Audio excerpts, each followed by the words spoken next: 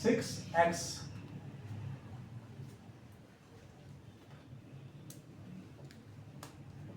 Plus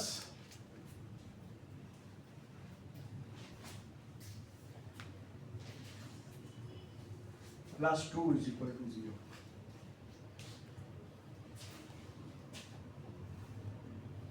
अब मैंने ये सवाल में लिखा, ये जरूरी नहीं, अब मैंने देखना है कि मैं इसको मिड ब्रेक कैसे करूं, वो मैं फिगर कर लिखूं। अगर मैं इसको 2 मल्टीप्लाई बाय 9 कर दूं तो 18 बनता है। अब मुझे ऐसी फिगर चाहिए जिनका प्रोडक्ट निकालूं तो 18 बने, जब प्लस माइनस करूं तो -6 बने। अब मैं क्या करूंगा, अब मैं यहां पर लगाऊंगा 1 लगाऊंगा। अब हमारी इक्वेशन सही बन गई। अब मैं क्या करूं, मिड ब्रेक करूंगा। मिड ब्रेक कैसे करना है कि ये वाले दोनों जो है इनको इनका प्रोडक्ट निकाल दूं, मल्टीप्लिकेशन, यानी ये 9x² multiply by 1 will be 9x²। ठीक है, अब मुझे यहां पे इसको ऐसे मिड ब्रेक करना है कि जब मैं इनको मल्टीप्लाई करूं तो मेरे पास प्लस का 9x² आना चाहिए, जब इनको मैं ऐड करूं तो माइनस का 6x आना चाहिए। इस तरीके से इसके मैंने दो फैक्टर बनाने। तो आप देखिए, अगर मैं करता हूं -3x multiply by -3x will be plus का 9x।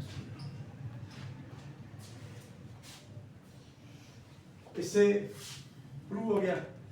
अब हमने क्या करना है, इनको ऐड करूंगा -3x और -3x। जब दोनों का साइन नेगेटिव होते हैं, एक सेम होता है तो ऐड होते हैं, तो क्या आ जाएगा -6x। प्रूव हो गया। अब मैं यही वाली जो है वो दोनों वैल्यू जो है इसके अंदर पुट कर डालेगा। 9x² -3x plus 1 is equal to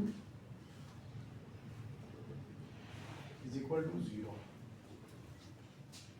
अब मैं इसमें 4 टर्म्स होगी। अब इसमें और इसमें मैं कॉमन लूंगा ताकि दोनों बराबर है। अब इसमें 3 कॉमन है, दोनों में 3x कॉमन है, अंदर आ जाएगा 3 3 9। इसको डिवाइड कर रहा है, इस x की पावर 1 है, इसकी पावर 2 है। डिवीजन में पावर क्या होती है, माइनस होती है, तो अंदर क्या रह जाएगा, 3x रह जाएगा।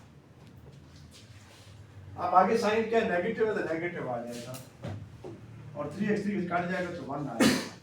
अब इसमें -1 कॉमन लूंगा, 3x - 1 इज इक्वल टू 0।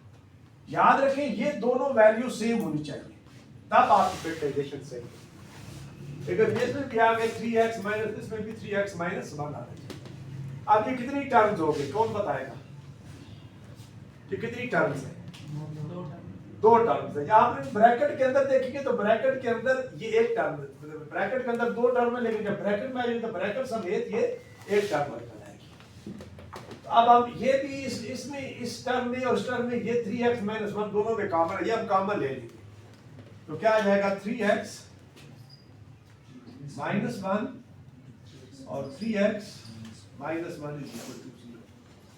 अब आपके पास दो इक्वेशन आ जाएंगी, 3x - 1 is equal to 0 and 3x - 1 is equal to 0।